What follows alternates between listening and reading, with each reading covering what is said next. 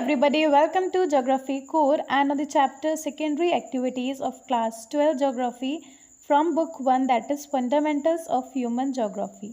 So in this particular video we will be discussing in detail about each and every topic from your NCERT on the chapter Secondary Activities. Okay, so without any further ado let us get into it.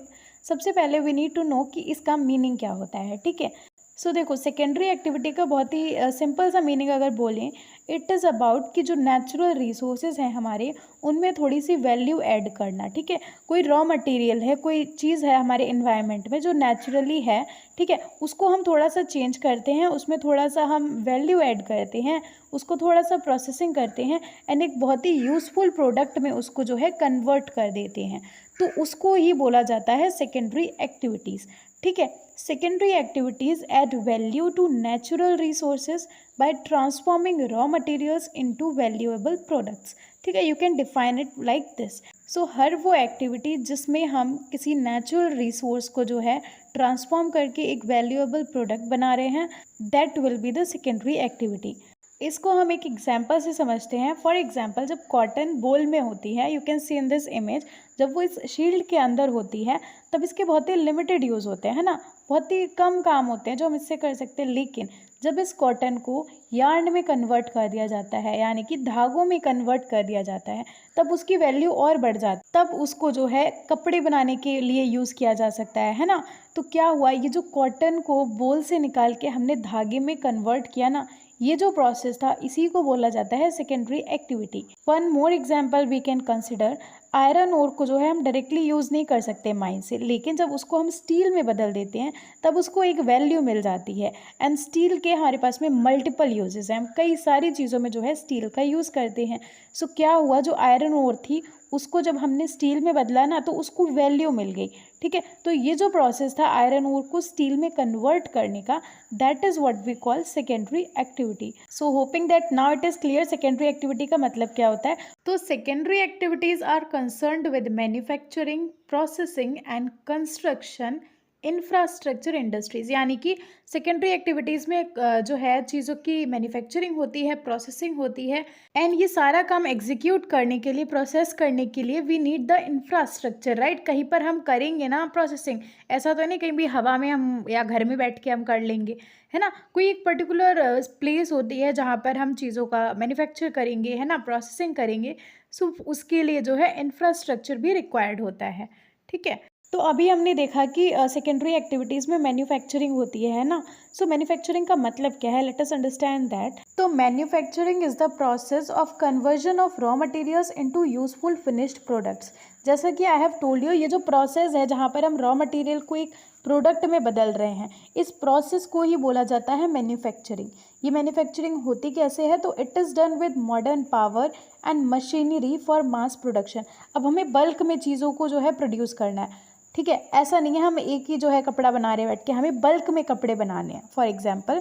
ठीक है, तो क्या करेंगे, हम उसको machines का use करेंगे ताकि हम मास प्रोडक्शन कर सकें. मास प्रोडक्शन का मतलब यही होता है कि बल्क में चीज़ों को प्रोड्यूस किया जा रहा है. ठीक है, सो मैन्युफैक्चरिंग जो है बड़ी बड़ी मशीन्स की मदद से करी जाती है. ठीक है, so manufacturing involves a full array of production. यहाँ पर एरे जो टर्म लिखा है इसका मतलब होता है ग्रुप, कलेक्शन. ठीक है, तो फुल एरे ऑफ प्रोडक्शन से मतलब है छोटी चीज़ हम मैन्युफैक्चर करते हैं एंड बड़ी सी बड़ी चीज़. ठीक है, हर टाइप की चीज़ें जो है मैन्युफैक्चर करी जाती हैं, तो इसी चीज़ को बोला गया फुल एरे, यानी कि a group of things, a multiple things are being manufactured. ठीक है, from handicrafts to moulding iron and steel.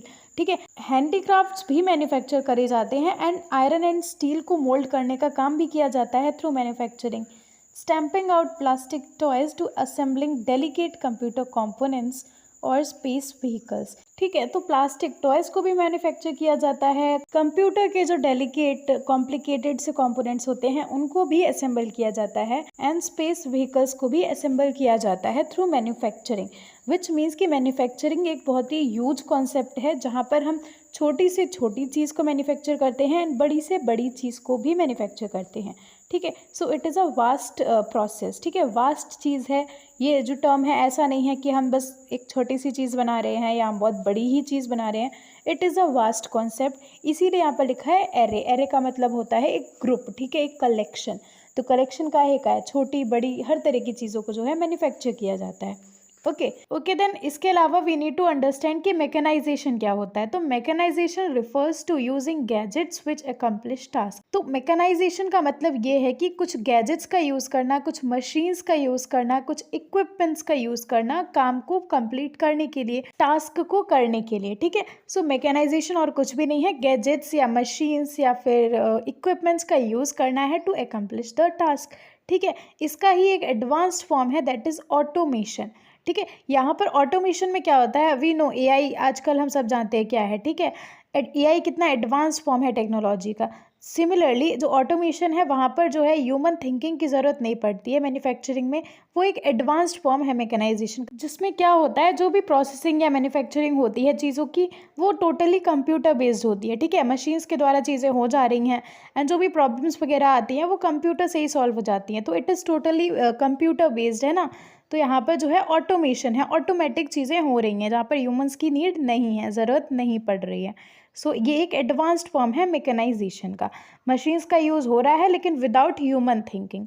Okay so now हम देखते हैं कि आजकल जो हम मैन्युफैक्चरिंग होती है उनकी मेजर कैरेक्टरिस्टिक्स क्या होती हैं। तो सबसे पहले आ जाता है अ कॉम्प्लेक्स मशीन टेक्नोलॉजी। किसी भी टाइप की मैन्युफैक्चरिंग क्यों ना हो वहाँ पर हैवी मशीन्स लगाई जाती हैं, अलग अलग काम को कंप्लीट करने के लिए डिफरेंट मशीन्स चाहिए रहती हैं, ठीक है। तो एक कॉम्प्लेक्स सी मशीन टेक्नोलॉजी रिक्वायर्ड रहती है। Secondly extreme specialisation and division of labour for producing more goods with less efforts, यानी कि स्पेशलाइजेशन बहुत ज़्यादा होता है, ठीक है। लोगों में काम बांट दिया जाता है स्पेसिफिकली कि एक इंसान यही काम करेगा, दूसरा इंसान ये काम करेगा, तीसरा ये करेगा, है ना। तो प्रॉपर डिवीजन होता है, प्रॉपरली जो है जब हमने काम बांट दिया तो इसमें क्या होगा, एक इंसान एक ही काम बार बार करेगा तो उसको जो है उतना ज़्यादा एफर्ट नहीं लगेंगी, है ना। उसको ज़्यादा सोचना भी नहीं पड़ेगा बिकॉज वो बार बार रिपीटेडली कर रहा है तो उसके दिमाग में फिट हो जाएंगी चीज़ें, है ना। एंड सेकेंडली क्या होगा, वो ज़्यादा से ज़्यादा गुड्स प्रोड्यूस कर पाएगा। ऑन दी अदर हैंड अगर ऐसा हो कि एक इंसान को पूरा का पूरा प्रोडक्ट बना के तैयार करना है तो वो टाइम टेकिंग भी होगा और साथ के साथ जो है एफर्ट्स भी बहुत लगेंगे, इसलिए जो है स्पेशलाइजेशन होता है एंड लेबर डिवाइड कर दी जाती है कि एक इंसान यही काम करेगा, दूसरा यही करेगा। इसी के साथ साथ क्या है, फास्ट कैपिटल चाहिए रहती है। किसी भी इंडस्ट्री को स्टैब्लिश करने के लिए हमें ह्यूज अमाउंट ऑफ कैपिटल चाहिए होती है टू एग्जीक्यूट या to start any industry, right. इसके अलावा लार्ज ऑर्गेनाइजेशन से मतलब है कि जो बड़े बड़े ऑर्गेनाइजेशंस होते हैं वो इन इंडस्ट्रीज़ को ओन करते हैं। इसके अलावा एग्जीक्यूटिव ब्यूरोक्रेसी विच मीन्स जो भी सिस्टमैटिक मैनेजमेंट है, जो रूल्स हैं, जो एग्जीक्यूशन है वो भी काफ़ी कॉम्प्लिकेटेड सा होता है। So these are few of the important characteristics of modern day manufacturing. Now ये जो इंडस्ट्रीज़ का डिस्ट्रीब्यूशन है, जो नंबर ऑफ इंडस्ट्रीज़ है वो हर जगह इक्वल तो है नहीं, राइट। अनइवन जियोग्राफिक पैटर्न है, कहीं पर बहुत सारी इंडस्ट्रीज हमें देखने को मिलेंगी, कहीं पर बहुत कम देखने को मिलेंगी, ठीक है। हर जगह इक्वल डिस्ट्रीब्यूशन तो है नहीं। सो वही चीज़ हमें बताई गई है under this heading called uneven geographic distribution, जहाँ पर हमें बताया गया है कि जो मेजर कंसंट्रेशन है मॉडर्न डे मैन्युफैक्चरिंग का वो कुछ ही जगहों पर है। So the industries cover less than 10% of the world's land area. पूरी दुनिया का 10% से भी कम लैंड एरिया कवर करती हैं सभी इंडस्ट्रीज, ठीक है। These nations have become the centers of economic and political power। अब जिन कंट्रीज़ में, जिन नेशंस में बहुत ज़्यादा हैवी कंसंट्रेशन है मैन्युफैक्चरिंग का, इंडस्ट्रीज़ का, उन्हीं नेशंस में हमें इकोनॉमिक और पॉलिटिकल पावर भी देखने को मिलेगी। Manufacturing sites are much less conspicuous and concentrated on much smaller areas than that of agriculture due to greater intensity of processes. यानी कि यहाँ पर हमें बताया गया है कि हम जितने एरिया में फार्मिंग करते हैं उतने ही एरिया में हम मल्टीपल इंडस्ट्री सेटअप कर सकते हैं। यानी कि अगर हम फार्मिंग से कंपेयर करें, एग्रीकल्चर से कंपेयर करें, तो जो मैन्युफैक्चरिंग साइट्स हैं या जो इंडस्ट्रीज़ हैं वो बहुत ही कम एरिया में हम सेटल कर सकते हैं, स्टार्ट कर सकते हैं। जहाँ पर एक एग्जांपल भी दे रखा है कि एक अमेरिका का कॉर्न बेल्ट है, ठीक है। कॉर्न का फार्म है 2.5 स्क्वायर किलोमीटर के एरिया में, ठीक है, जहाँ पर मुश्किल से ही 10 या 20 वर्कर्स काम कर रहे हैं, ठीक है। एंड उन 10-20 वर्कर के काम करने से जो खेती हुई है, जो अनाज आया है, वो ज़्यादा से ज़्यादा 50, 100, 150 लोगों को खाने को प्रोवाइड कर रहा है। बट उतने ही एरिया में 2.5 स्क्वायर किलोमीटर एरिया में ही इतनी सारी फैक्ट्रीज और इंडस्ट्री सेटअप करी जा सकती हैं जो कि हज़ारों लोगों को काम दे सकती हैं, एम्प्लॉयमेंट दे सकती हैं एंड उनको अच्छी खासी इनकम प्रोवाइड कर सकती हैं। सो बेसिकली यहाँ पर कंपेयर किया गया है कि एग्रीकल्चर जो है काफ़ी ज़्यादा लैंड एरिया कवर करता है, लेकिन उतनी ज़्यादा एम्प्लॉयमेंट, उतनी ज़्यादा प्रोड्यूस नहीं जनरेट कर पाता है एज़ कम्पेयर्ड टू फैक्ट्रीज़ या फिर इंडस्ट्रीज़। ओके, सो अब हम देखने वाले हैं कुछ ऐसे फैक्टर्स जो कि इंडस्ट्री की लोकेशन को इन्फ्लुएंस करते हैं। ऐसे कौन कौन से फैक्टर्स हैं जो हमें देखने पड़ते हैं कभी भी एक इंडस्ट्री को जो है सेटल करते टाइम, ठीक है। So number first is access to market. अब किसी भी इंडस्ट्री का फ़ायदा तभी होगा जब उसके फिनिश्ड प्रोडक्ट्स मार्केट तक पहुँचे ईजिली, है ना। जब चीज़ें मार्केट तक नहीं जाएंगी तो क्या फ़ायदा है इंडस्ट्री का, है ना। मार्केट इज़ द थिंग जहाँ पर हमें फाइनल प्रॉफिट होगा, ठीक है। तो ये चीज़ देखी जाती है। सो ये चीज़ देखी जाती है कि जो मैन्युफैक्चर्ड गुड्स हैं वो ईजिली मार्केट तक पहुँचाए जा सकें, ठीक है। The existence of a market for manufactured goods is the most important factor. अब market means people who have a demand for these goods and also have purchasing power to be able to purchase from the sellers at a place। Market से मतलब यहाँ पर ये है कि ऐसी जगह होनी चाहिए जहाँ पर उस पर्टिकुलर प्रोडक्ट की डिमांड हो, ज़रूरत हो, ठीक है। साथ ही साथ वहाँ पर रह रहे लोगों की इतनी क्षमता होनी चाहिए, उनके पास में इतनी कैपेबिलिटी होनी चाहिए कि वो इस प्रोडक्ट को खरीद सके। That is what we mean by market, ठीक है। So the developed regions of Europe, North America, Japan and Australia provide large global markets as the purchasing power of the people is very high, ठीक है। ये जो regions बताए गए हैं like Europe, ठीक है, नॉर्थ अमेरिका, जापान, ऑस्ट्रेलिया, यहाँ पर लोग रिच हैं, उनके पास में पैसा है कि वो चीज़ों को ले सकें। तो ये जो है ग्लोबल मार्केट्स प्रोवाइड करते हैं। Okay, regions of South and South East Asia also provide large markets. इसी के साथ में कुछ ऐसी इंडस्ट्रीज होती हैं जिनकी ग्लोबल मार्केट होते हैं, जैसे कि एयरक्राफ्ट मैन्युफैक्चरिंग, है ना, आर्म्स इंडस्ट्री। तो these industries have global market. The second factor is access to raw material. अब इंडस्ट्री वहीं पर लगाई जाएगी जहाँ पर हमें आसानी से रॉ मटेरियल भी मिल जाए, ठीक है। हम जिस चीज़ की मैन्युफैक्चरिंग करने वाले हैं वो हमें जब आसानी से मिलेगा ही नहीं तो मैन्युफैक्चरिंग काहे की होगी, है ना। तो ये भी ध्यान देना पड़ता है कि रॉ मटेरियल हमें मिल पा रहा है कि नहीं। Raw material should be cheap and easy to transport, ठीक है। Industries based on cheap, bulky and weight losing material are located close to the sources of material. So कुछ ऐसी इंडस्ट्रीज जहाँ पे रॉ मटेरियल जो है काफ़ी हैवी होता है, ट्रांसपोर्ट करने में प्रॉब्लम आती है ना, लॉन्ग डिस्टेंस ट्रैवल करने में दिक्कत होती है, तो ऐसी इंडस्ट्रीज जो है रॉ मटेरियल के सोर्स के पास में ही लोकेट करी जाती हैं। फॉर एग्जांपल स्टील इंडस्ट्री हो गई, शुगर इंडस्ट्री, है ना, सीमेंट इंडस्ट्री, ये रॉ मटेरियल के पास में ही जो है एस्टैब्लिश करी जाती हैं, ठीक है। Similarly agro processing and dairy products are processed close to the sources of farm produce और milk supply. Then next factor can be access to labour supply. अब लेबर सप्लाई भी इंपॉर्टेंट है बिकॉज जो वर्क है वो लोगों के ही द्वारा किया जाएगा, है ना। कुछ इंडस्ट्रीज़ में जो है स्किल्ड लेबर्स की ज़रूरत पड़ती है, ठीक है। तो वो चीज़ भी देखी जाती है कि किस एरिया में, किस रीजन में जो है लेबर सप्लाई है, ठीक है, लेबर हमको मिल पाएगी। हालांकि चीज़ों में जो है मैकेनाइजेशन आ गया है जिसकी वजह से कई सारी चीज़ों के लिए जो है लोगों पर डिपेंडेंट नहीं होना पड़ता है। मशीन्स हैं, मैकेनाइजेशन है, ऑटोमेशन है, लेकिन इसके बावजूद भी there is dependence of industry upon the labours. Okay, so that is also considered. Then अगला फैक्टर हो जाएगा access to sources of energy. So industries which use more power are located close to the source of the energy supply such as the aluminium industry। अब जिन industry में power ज़्यादा चाहिए रहती है तो वैसी इंडस्ट्रीज़ जो हैं एनर्जी सप्लाई के पास में ही लोकेट करी जाती हैं। पहले प्रीवियस टाइम्स में जो है एक कोयला एक मेन सोर्स था एनर्जी का, बट आज की अगर हम बात करें तो हाइड्रो इलेक्ट्रिसिटी है, पेट्रोलियम है, ये कुछ इंपॉर्टेंट सोर्सेज ऑफ एनर्जी हैं, ठीक है। Then next will be access to transport and communication facilities, जो कि सबसे ज़्यादा इंपॉर्टेंट है। देखो आपने इंडस्ट्री लगा ली, ठीक है, आपने प्रोडक्ट्स बना लिए, बट आपको जो है फाइनल मार्केट तक भी चीज़ों को पहुंचाना है ना। एंड रही बात मार्केट तक छोड़ो, रॉ मटेरियल भी तो आएगा ट्रांसपोर्टेशन से ही, तो ट्रांसपोर्टेशन का access it is a very important factor, ठीक है। Speedy and efficient transport facilities to carry raw materials to the factory and to move finished goods to the market. So as I have told, जितना अच्छा transportation होगा उतना ज़्यादा वो better facilitate कर पाएगा फैक्ट्री में रॉ मटेरियल्स को पहुँचाने में, है ना, जो फिनिश्ड प्रोडक्ट्स हैं वो मार्केट तक पहुँचाने के लिए। इसलिए जो ट्रांसपोर्टेशन है ये एक इम्पॉर्टेंट फैक्टर हो जाता है। Okay, Western Europe and eastern North America have a highly developed transport system leading to the concentration of industries. Okay, communication is also an important need for the exchange and management of information. Similarly communication भी ज़रूरी है ना, चीज़ों को जो manufacture करा जा रहा है तो जो पूरा प्रोसेस हो रहा है इस दौरान जो भी मैनेजमेंट चाहिए रहती है चीज़ों को लेकर वो होती तो कम्युनिकेशन की वजह से है. So it is also one factor. Okay, next is access to agglomeration economies या we can say link between industry. तो कई सारी ऐसी इंडस्ट्रीज़ होती हैं जिनको बेनिफिट इस वजह से मिलता है कि उनके पास में एक बड़ी इंडस्ट्री है. ठीक है, कोई एक बड़ी सी इंडस्ट्री है जो कि फेमस है. ठीक है, एंड उसी के आसपास और भी इंडस्ट्रीज़ अगर हैं तो उनको भी प्रॉफिट होता है because of that leading industry. ठीक है, तो ये चीज़ भी इंपॉर्टेंट होती है.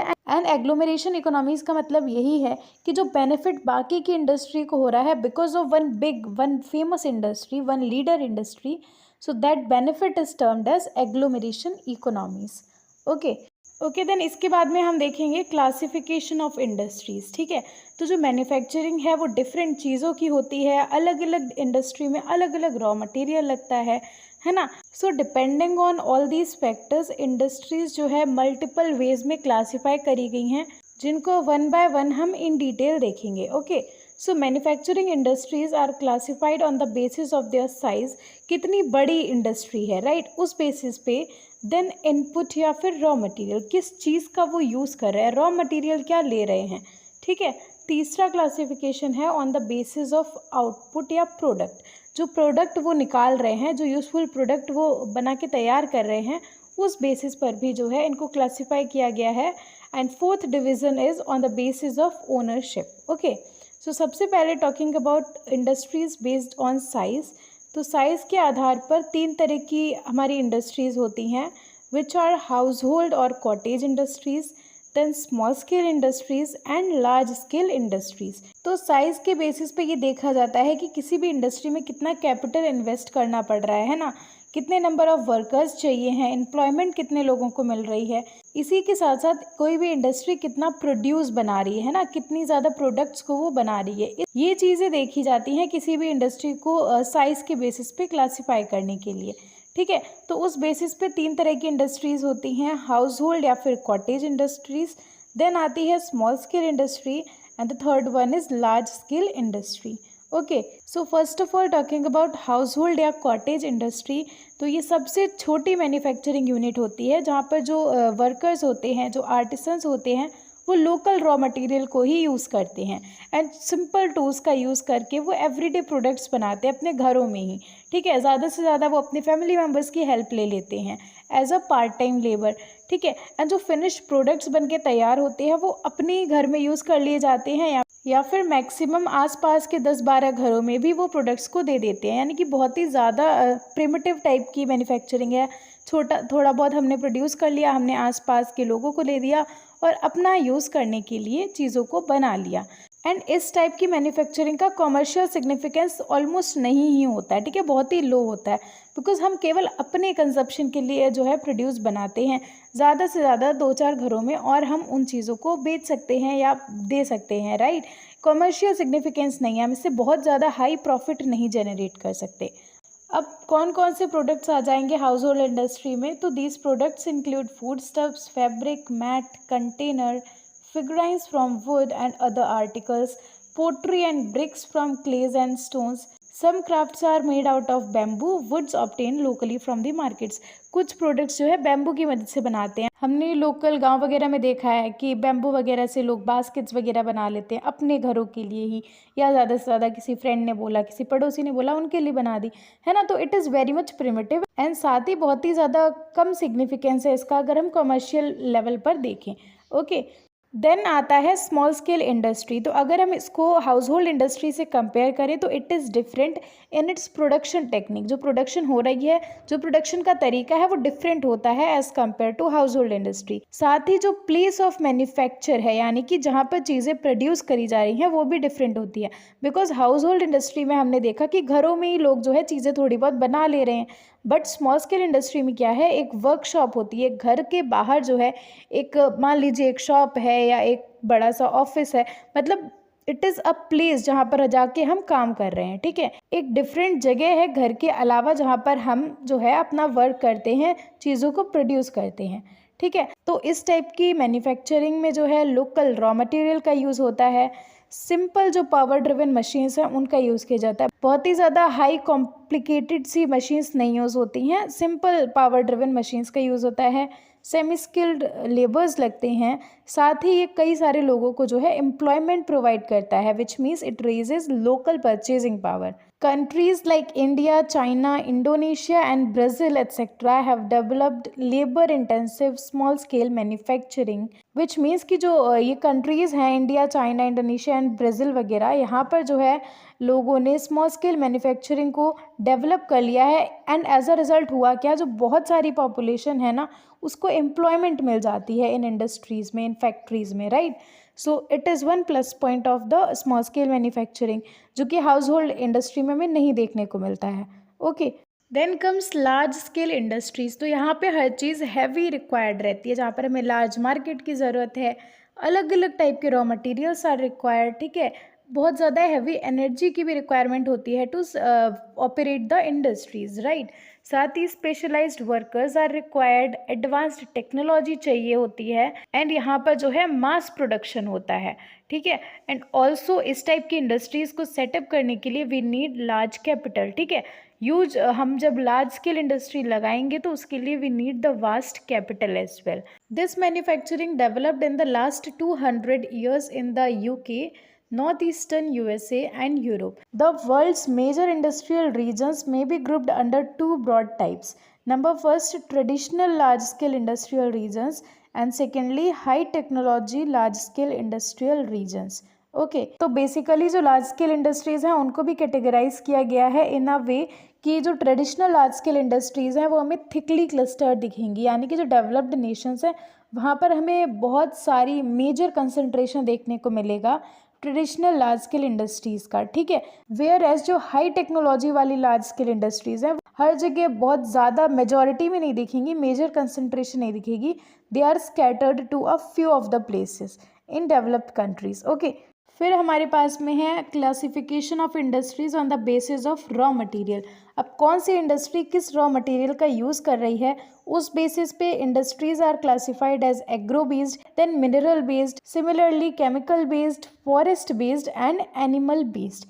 एनिमल बेस्ड यानी कि एनिमल रिलेटेड कुछ रॉ मटेरियल्स का यूज़ किया जाता है ना। अब एग्रो बेस्ड की बात करें तो यहाँ पर जो है रॉ मटेरियल की प्रोसेसिंग होती है from field and farm into finished products for rural and urban markets, यानी कि जो रॉ मटेरियल हम फील्ड से, खेतों से, फार्म से लेके जाते हैं उसको एक फिनिश्ड प्रोडक्ट में कन्वर्ट कर देते हैं, ठीक है, ताकि जो वो प्रोडक्ट है उसको हम मार्केट्स में सप्लाई कर सकें। So that is what we call agro based industry. जिन भी इंडस्ट्री में फार्म से, खेतों से रॉ मटेरियल आता है those are known as agro based industry. Okay, so talking about examples, major agro processing industries are food processing, sugar, pickles, fruits, juices, beverages which include tea, coffee and cocoa, ठीक है, spices and oil fats, and textiles में cotton, jute, silk, rubber etcetera. यानी कि ये जितने भी हमने अभी वर्ड्स देखे इन सभी में जो रॉ मटेरियल लगेगा वो आएगा कहाँ से, फार्म से आएगा। That is why these are agro based industries. Similarly the next one is mineral based industry. तो यहाँ पर as a raw material minerals का यूज़ किया जाता है। कुछ industries ferrous metallic mineral use करती हैं। फेरस का मतलब हो जाता है जिन मिनरल्स में जो है आयरन का कंटेंट हो, ठीक है। तो for example we can say iron and steel industries, right. उसी तरह से कुछ industries non ferrous metallic minerals का भी यूज़ करती हैं, जैसे कि aluminium, copper and jewellery industries. And कई सारी ऐसी इंडस्ट्रीज भी हैं जो नॉन मेटेलिक मिनरल्स का भी यूज़ करती हैं, for example cement and pottery industries. तो इन इंडस्ट्रीज में क्या है, मिनरल का यूज़ किया जा रहा है as a raw material. Then after comes chemical based industries. Such industries use natural chemical minerals like mineral oil. Petroleum is used in petrochemical industry. तो ऐसी इंडस्ट्रीज जो कि नेचुरल केमिकल मिनरल्स का यूज़ करती हैं उनको हम बोलते हैं केमिकल बेस्ड इंडस्ट्री, ठीक है। Salt, sulphur and potash industries also use natural minerals. Okay, these are also based on raw materials obtained from wood and coal. And examples में we can write synthetic fiber or plastic industry. Okay, and the next one is forest based raw material using industry. So इसमें क्या होता है, forest से हमें major और minor raw materials मिलते हैं। Okay, for example furniture industry के लिए हम टिम्बर का यूज़ करते हैं जो कि आता है फॉरेस्ट से। Similarly wood, bamboo and grass are used for paper industry and lac is used for lac industries जो कि फॉरेस्ट से आता है। Okay, and next one is animal based industry. तो यहाँ पर एनिमल रिलेटेड जो प्रोडक्ट्स का यूज़ हो रहा है जिन भी इंडस्ट्री में, उनको हम बोलेंगे animal based industry. For example leather का यूज़ किया जाता है लेदर इंडस्ट्री में, एंड ये लेदर कहाँ से आता है, एनिमल से आता है, right. Similarly wool for woollen textiles, and elephant के टस्क का भी यूज़ किया जाता है to obtain ivory. Okay, so these are the examples you can give whenever ask. देन आता है इंडस्ट्रीज बेस्ड ऑन आउटपुट और प्रोडक्ट। ठीक है, अब जो प्रोडक्ट इंडस्ट्रीज ने तैयार किया उस बेसिस पे भी इनको क्लासीफाई किया गया है, which are basic industry and consumer goods industry. So अब बेसिक इंडस्ट्री का मतलब क्या है, ऐसी इंडस्ट्री जिनके प्रोडक्ट्स का यूज़ किया जाता है बाकी गुड्स बनाने के लिए। फॉर एग्जाम्पल जो हम बड़ी बड़ी मशीन्स देख रहे हैं जिनका यूज़ किया जाता है वाइल प्रोसेसिंग, है ना, अलग अलग इंडस्ट्री में बहुत बड़ी बड़ी कॉम्प्लिकेटेड सी मशीन्स होती हैं, राइट। लेकिन वो मशीन्स भी तो कहीं बनाई गई हैं ना। लेकिन ये जो मशीन्स हैं इनको बनाने के लिए जो रॉ मटेरियल लगा है वो क्या है, iron and steel, right. And iron and steel की भी तो अपनी एक इंडस्ट्री है जहाँ पर मशीन्स को प्रोड्यूस किया जा रहा है। अभी जो मशीन्स बनी हैं इन मशीन्स का हमारे घर में कोई यूज़ नहीं है, राइट। ये जो हैवी कॉम्प्लिकेटेड सी मशीन्स बनती हैं ये मशीन्स यूज़ होती हैं दूसरी इंडस्ट्रीज़ में जहाँ पर गुड्स प्रोड्यूस करे जाते हैं। सो ऐसी कोई भी इंडस्ट्री जिसके प्रोडक्ट्स यूज़ करे जाते हैं in other industries to produce goods, उनको हम बेसिक इंडस्ट्री कहते हैं। The industry whose products are use to make other goods by using them as raw materials are basic industry. तो we can give the example of iron and steel industry जो कि पहले machines बनाती है, ठीक है। एंड अब उस इंडस्ट्री का आउटपुट क्या है, मशीन्स है, राइट। लेकिन ये जो मशीन्स हैं इनका यूज़ करा जा रहा है दूसरी इंडस्ट्रीज़ में टू प्रोड्यूस गुड्स, राइट। तो ये आयरन एंड स्टील इंडस्ट्री जो है एक बेसिक इंडस्ट्री बन के आती है। वेयर एज जो कंज्यूमर गुड इंडस्ट्री होती हैं वो इंडस्ट्री जहाँ पर ऐसा प्रोडक्ट बनाया जाता है जो कि डायरेक्टली जो है कंज्यूमर यूज़ करते हैं।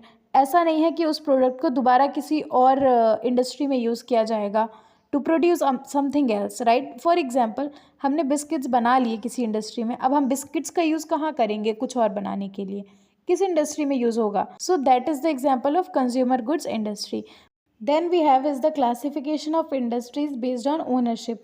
अब कोई भी इंडस्ट्री है उसका मालिक कौन है, उसको ओन कौन करता है, उस बेसिस पे we have public sector industry, private sector and joint sector industry. ठीक है, तो पब्लिक सेक्टर इंडस्ट्रीज़ वो इंडस्ट्री होती हैं जो कि गवर्नमेंट चलाती है, जो कि गवर्नमेंट ओन करती है एंड गवर्नमेंट के द्वारा उनको मैनेज किया जाता है। सो जो भी मिक्स्ड इकोनॉमीज़ होती हैं यानी कि ऐसी कंट्री जहाँ पर पब्लिक और प्राइवेट ओनरशिप अलाउड है, राइट। तो उन इकोनॉमीज़ में हमें दोनों टाइप की ओनरशिप देखने को मिलेगी। वेयर एज जो सोशलिस्ट कंट्रीज़ होती हैं यानी कि ऐसी कंट्री जहाँ पर केवल और केवल गवर्नमेंट ही इंडस्ट्रीज़ को ओन करती है। Okay, then we have is the private sector industries which are owned by individuals investor. जो भी लोग एक इंडस्ट्री में इन्वेस्ट करते हैं वही उसको ओन करते हैं। इन इंडस्ट्रीज़ का गवर्नमेंट से कोई लेना देना नहीं रहता है, ठीक है। These are managed by private organisations and are found in capitalist countries. And जो थर्ड वन है that is joint sector industries जो कि जॉइंट स्टॉक कंपनीज़ के द्वारा मैनेज करी जाती हैं, या फिर कभी कभी हमें देखने को मिलेगा कि प्राइवेट और पब्लिक सेक्टर मिलके इनको स्टैब्लिश करते हैं एंड मैनेज करते हैं। ओके, फिर हमको बता रखा है अबाउट वन रीजन जहाँ पर हमें मेजर कंसंट्रेशन देखने को मिलेगा अबाउट इंडस्ट्रीज़, ठीक है। So it is the region called as Ruhr coal field region जो कि है जर्मनी में, ठीक है। This has been one of the major industrial regions of Europe for a long time. Coal, iron और steel यहाँ की इकोनॉमी का बेस बनाती हैं, ठीक है। यानी कि जो मेजर कंसंट्रेशन है यहाँ पर that is of coal, iron and steel. लेकिन विद टाइम क्या देखने को मिलता है कि जो यहाँ पर कोल की डिमांड है वो डिक्लाइन करने लगी है, एंड एज अ रिजल्ट क्या हुआ है जो इंडस्ट्री है वो भी श्रिंक करने लगी है, कम होने लगी है, घटने लगी हैं। The Ruhr region is responsible for 80% of Germany's total steel production. And समय के साथ साथ चेंजेस आए हैं इंडस्ट्रियल टेक्नोलॉजी में, इंडस्ट्रियल पैटर्न में, इंडस्ट्रियल स्ट्रक्चर में, जिसकी वजह से कुछ ऐसे प्लेसेस भी हैं जहाँ पर इंडस्ट्रीज़ ख़त्म हो गई हैं इन दिस एरिया, एंड कई सारी प्रॉब्लम्स भी नज़र आई like industrial waste and pollution. The future prosperity of the Ruhr is based less on the products of coal and steel for which it was initially famous and more on the new industries like new chemical plants, universities, etc. यानी कि पहले ये reason famous था सिर्फ और सिर्फ कोल and steel industry के लिए, ठीक है। स्टील और कोल के जो प्रोडक्ट्स हैं उन्हीं के लिए ये बहुत ज़्यादा फेमस था। लेकिन अगर हम इसका फ्यूचर देखें तो अब हम ये नहीं कह सकते कि it will be known for coal and steel, ठीक है, बिकॉज अब न्यू टेक्नोलॉजी आ गई है, न्यू पैटर्न आ गए हैं, एंड जो आजकल न्यू इंडस्ट्री सेटअप होती हैं इसके लिए ज़्यादा फेमस होगा, ठीक है, ज़्यादा फेमस देखने को मिलेगा like new chemical plants and universities. फिर हम बात करते हैं about iron and steel industry. तो ये जो इंडस्ट्री है हर एक इंडस्ट्री का बेस बनाती है, बिकॉज कोई भी इंडस्ट्री क्यों ना हो हर जगह जो है मशीन्स का यूज़ होता ही होता है, ठीक है, एंड ये मशीन्स आयरन एंड स्टील से बनती हैं, तो हर एक इंडस्ट्री का बेस बनाती हैं iron and steel industry, and as a result इनको हम बेसिक इंडस्ट्री नाम से भी जानते हैं। बेसिक क्यों? क्योंकि हर इंडस्ट्री में जो मशीन्स और टूल्स यूज़ होते हैं वो एज अ रॉ मटेरियल आते तो इसी इंडस्ट्री से हैं, ठीक है, एंड बेसिक के साथ साथ हम इनको हैवी इंडस्ट्रीज़ भी कहते हैं, बिकॉज ये जो इंडस्ट्रीज़ हैं बहुत सारा बल्कि रॉ मटेरियल यूज़ करती हैं, एंड साथ ही जो प्रोडक्ट्स ये प्रोड्यूस करते हैं वो भी बहुत ही हैवी होता है। Okay, steel industries traditionally located close to the source of raw materials और at places where these could be brought easily. तो बिकॉज जो रॉ मटेरियल है वो भी बहुत ज़्यादा हैवी रहता है ना, बल्कि मटेरियल होता है, तो उसको ट्रांसपोर्टेशन में प्रॉब्लम ना हो, इसलिए जो ट्रेडिशनली पुराने टाइम्स में जो इंडस्ट्री सेटअप करी जाती थी वो रॉ मटेरियल के पास में ही कर दी जाती थी, ठीक है, यानी कि जहाँ पर भी लोगों को लगता था कि ठीक है यहाँ पर रॉ मटेरियल हमें मिल रहा है तो हम आसपास ही जो है इंडस्ट्री को स्टैब्लिश कर लेंगे। ओके, नाउ इसके डिस्ट्रीब्यूशन पैटर्न की बात करें तो we all get to know कि ये बहुत ही ज़्यादा कॉम्प्लेक्स और कैपिटल इंटेंसिव इंडस्ट्री होती हैं जो कि मेजरली कंसंट्रेटेड है इन द एडवांस्ड कंट्रीज़, ठीक है, that is of North America, Europe and Asia. In USA production comes from the north Appalachian region, great lake region and Atlantic coast. इसके अलावा Europe, UK, Germany, France, Belgium, Netherlands and Russia are the leading producers. Now talking about cotton textile industry, तो cotton textile industry के भी 3 sub sector होते हैं, handloom, powerloom and mill sectors, ठीक है। Handloom की बात करें तो ये लेबर इंटेंसिव होती है जहाँ पर सेमी स्किल्ड वर्कर्स को एम्प्लॉयमेंट मिल जाती है, ठीक है, यहाँ पर कैपिटल इन्वेस्टमेंट भी ज़्यादा नहीं लगता है, एंड यहाँ पर मेनली काम क्या होता है तो spinning, weaving and finishing of fabrics is done in handloom.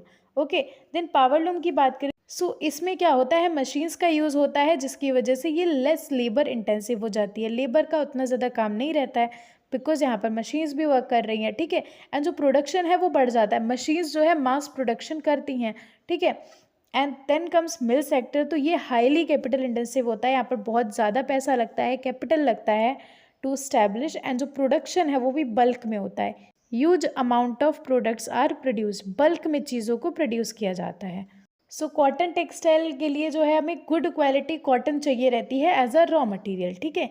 India, China, USA, Pakistan, Uzbekistan, Egypt produce more than half of the world's raw cotton. पूरे वर्ल्ड में प्रोड्यूस होने वाली आधी से भी ज़्यादा रॉ कॉटन को यही कंट्रीज प्रोड्यूस करती हैं, जिसमें जो यूरोप है वो अकेले ही लगभग half of the cotton produce करता है of the world, entire world, ठीक है। Then comes the last topic of the chapter, that is concept of high technology industry। तो हाई टेक्नोलॉजी या हम सिंपली हाई टेक कहें, ये लेटेस्ट जनरेशन है मैन्युफैक्चरिंग एक्टिविटीज़ का।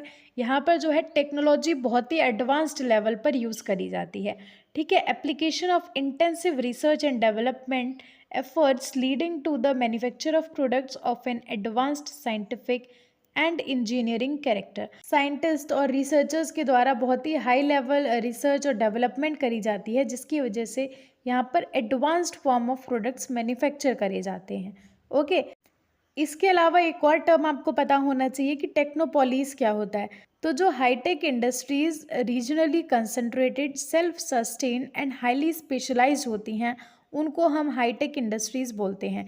यानी कि एक पर्टिकुलर रीजन है, वहाँ पर बहुत सारी इंडस्ट्रीज़ कंसंट्रेटेड है, ठीक है। यहाँ पर बहुत ही हाई टेक्नोलॉजी का यूज़ हो रहा है, ठीक है। साथ ही वो सेल्फ सस्टेन्ड है एंड साथ ही ये हाईली स्पेशलाइज्ड होते हैं, तो उन्हीं को हम टेक्नोपॉलीज बोलते हैं। The Silicon Valley near San Francisco and Silicon Forest near Seattle are examples of technopolies, ठीक है। So manufacturing contributes significantly to the world's economy. Iron and steel, textiles, automobiles, petrochemicals, and electronics are some of the world's most important manufacturing industries. ठीक है। So yes that is the end to the chapter. यहाँ पर हमारा entire chapter complete हो गया है। So yes that is it for the video. I hope you find it helpful. Thank you so much for watching. Do like the video and subscribe to my channel. मिलते हैं in the next video, तब तक जाना नहीं।